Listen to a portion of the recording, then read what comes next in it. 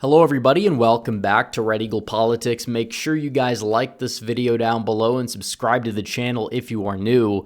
So, Donald Trump in the 2024 election ended up flipping 6 states from Democrat to Republican, from blue to red. He flipped back Michigan, Wisconsin, Pennsylvania, Georgia, Arizona, and Nevada.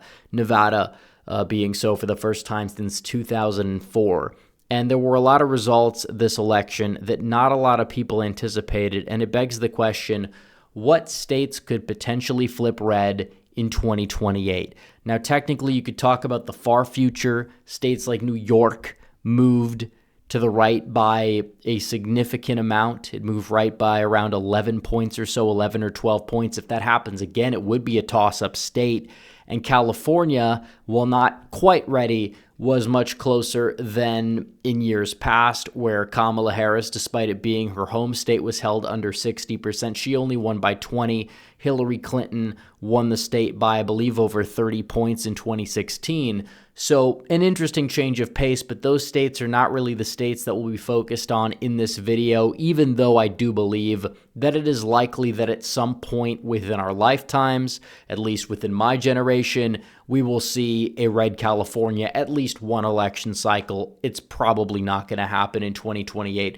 So with that being said, we're going to be analyzing 5 states that I think could, if things go right, turn red in the near future, being 2028. But first, I got to tell you guys about my new friends over at Orion Metals. America, listen up. Are you tired of watching the government gamble with your hard-earned retirement savings? Inflation's out of control, the national debt keeps climbing, and foreign powers like BRICS and illegal immigration are pushing the US dollar weaker and pushing the cost of everyday goods higher. Here's the kicker, though. During Trump's first term, gold prices skyrocketed. They doubled in value. That's right, gold doubled. What if it happens again? Are your retirement savings ready to handle what's coming? This is why you need Orion Metal Exchange. They're America's highest rated precious metals IRA by Retirement Living, and they give you more metal for your money. Imagine converting your IRA or 401k into gold and silver, real physical wealth that you can count on no matter what.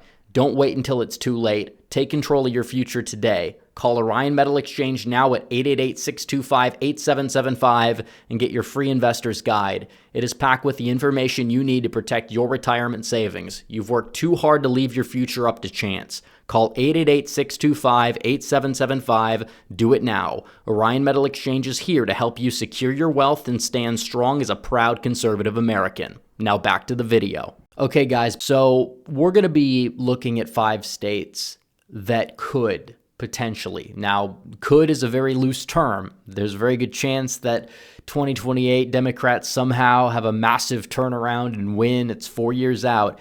But I'm saying if things go right, we could be looking at these 5 states as potentially flipping red in 2028. And we're going to start off with New Hampshire, which is strange because New Hampshire is a state that was seen as moving left, and part of that was Boston and the Boston area kind of spilling over into the Manchester area. But even so, if you look at the shift map this cycle, which is not guaranteed to carry over, but it possibly can, you saw sizable shifts to the right in certain parts of the Boston suburbs, mainly among working class individuals, some ethnic whites, some Catholic whites as well.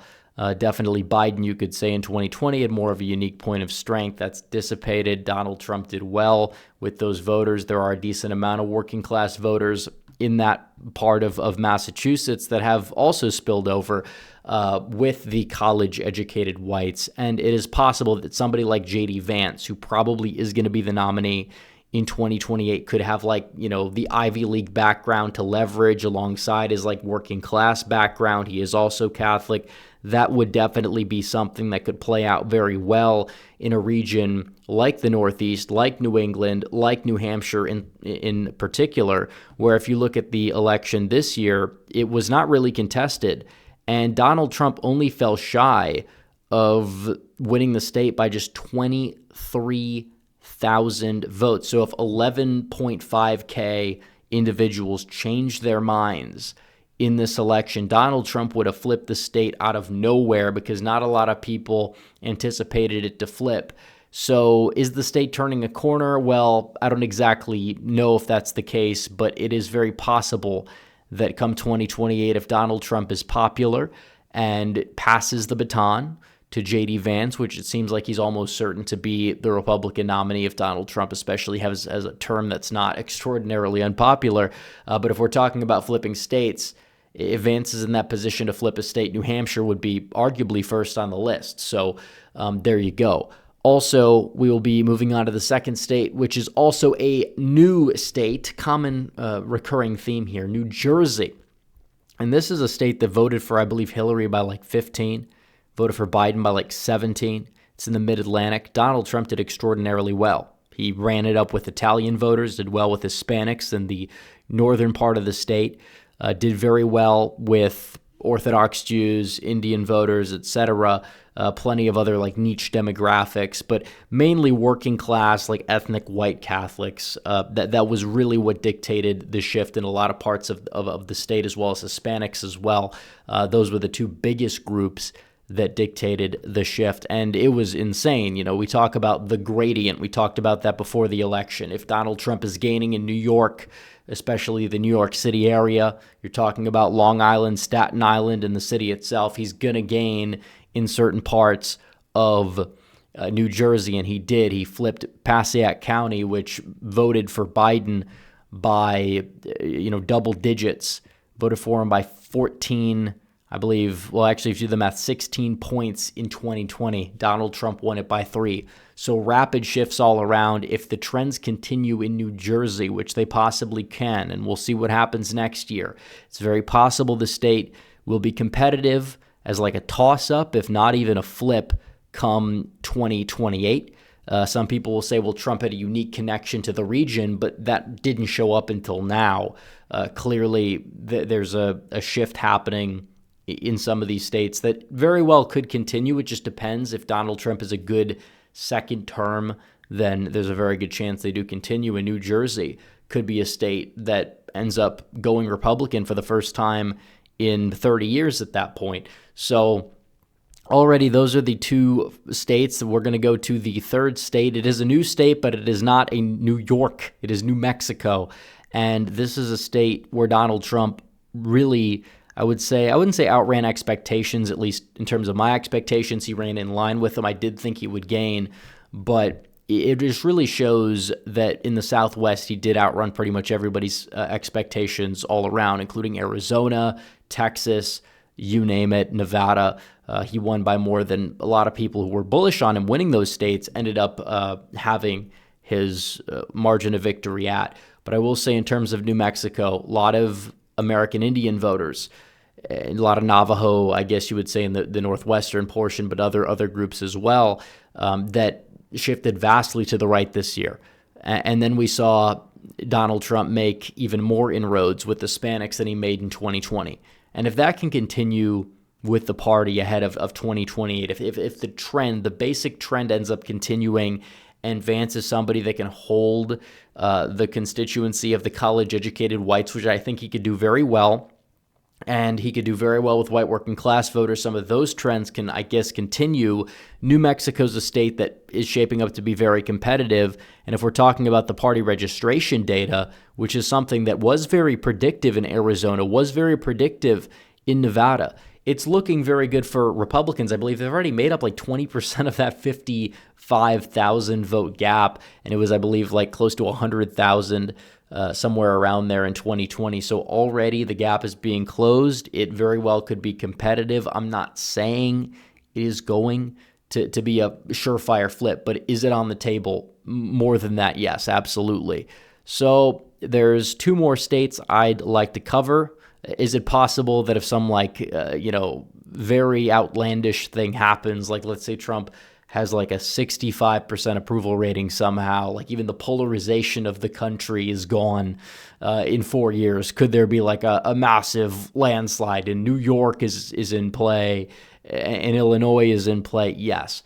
But these are the other two more realistic flips that would happen. Before that, we could start off with Minnesota. And this one is always a white whale. This is somewhat outlandish because it is true the Minneapolis area is a little bit too much to overcome. Democrats had a 300,000 vote advantage in Hennepin County and 120,000 vote advantage in Ramsey County. On top of that, they did well in some of the suburbs surrounding Minneapolis. Not all of them, like Anoka County went red, for example, but still, it's like that's where the vote sink is in the state. And while the rurals, there may be some room to grow for Republicans, it's not as much as like Wisconsin. Like some of these rurals are pushing 70%. You probably could gain in them, but it's not like you have a ridiculous population distribution where a lot of these rurals carry a lot of weight. Compared to Wisconsin, instead of being like at 55% in some of these counties, it's like in the 60s, 70s, you name it, across the board. But I will say that it's possible, just because the state is relatively close.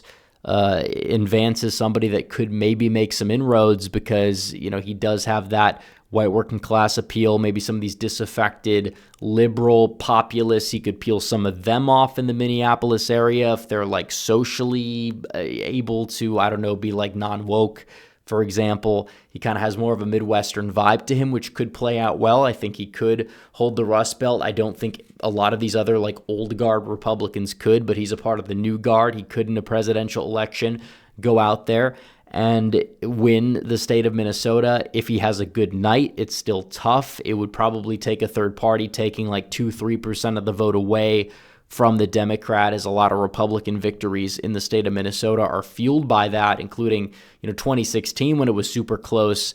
You had a big third party vote share. I don't know if we're going to see that, but it's possible that Vance could make things interesting if he is going to be the nominee in 2028, and if he has a good night overall, which would put a state like that in play. It was a 4% victory in 2024 for the Democrats. Not quite as lofty as the Virginia margin, but this is another state that I think is worth looking into.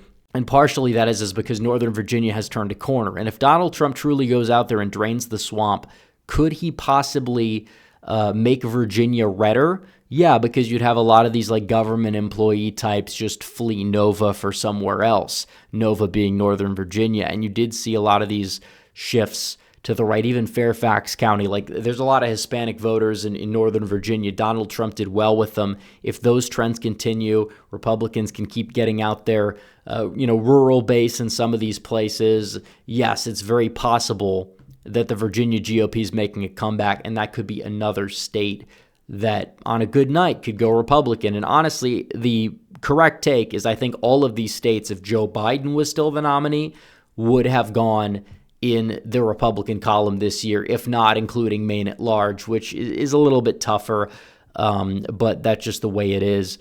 And, you possibly could have seen like New York be closer, Illinois be closer. But I will say, as a disclaimer, that trends are not guaranteed to continue just because they happen in one election cycle. And I think a lot of people misread the room regarding some of the things we saw in certain suburban counties in 2020 and applied it to 2024 when it didn't need to apply to 2024 because there's a lot of electoral nuance. But I will say those 5 states, if Trump is a good 4 years, he's viewed as more popular than ever by then, passes the baton, Vance runs a good campaign against a weak candidate, yeah, those states could possibly go red for the first time in a long time. And I will say Virginia hasn't gone red since 2004, New Hampshire since 2000, New Jersey since 1988, New Mexico since 2004, and Minnesota since 1972. It's only gone a Republican once since the 1950s. Not even Reagan was able to win it. So that's kind of the true white whale. A lot of people said it about Pennsylvania